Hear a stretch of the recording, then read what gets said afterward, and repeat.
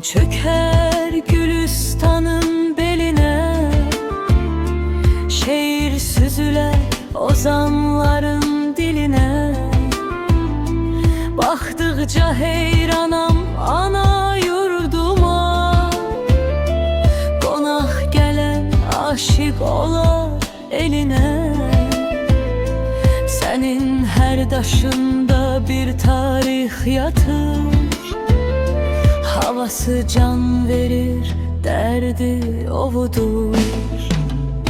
Ey Şamaxı şairler, arifler yurdu, sende boyatıp hem sevgi hem duygu.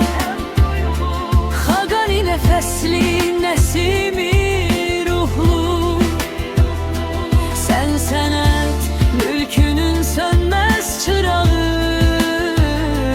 Canım Şamaxı şairler diyarı.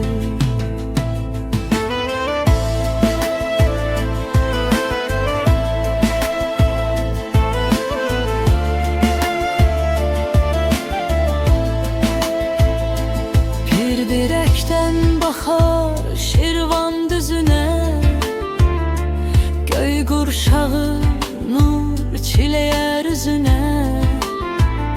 Sabir gelip hop hop namə oxuyar, həqiqət sığar hər kəlmə sözünə. Sərin bulaqların nəğmə pıçıldar, bağlarında bülbül eşqlə pırıldar.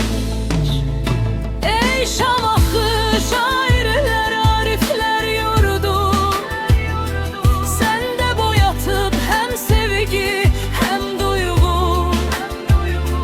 Xaqani nefesli nesimi ruhlu, sen sənət mülkünün sönmez çırağı. Canım Şamaxı şairler diyarı.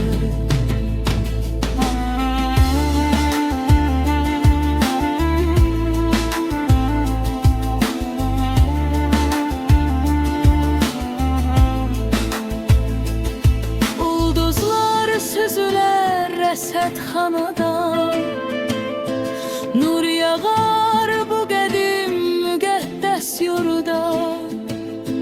Şairlər diyarı sən ey vətənim, səninlə fəxr edər hər kəs. Ey Şamaxı şairlər, ariflər yurdu, sende boyatıp hem sevgi hem duygu. Xaqani nefesli nesimi ruhlu, sen sənət mülkünün sönmez çırağı. Canım Şamaxı şairler diyarı. Canım Şamaxı şairler diyarı.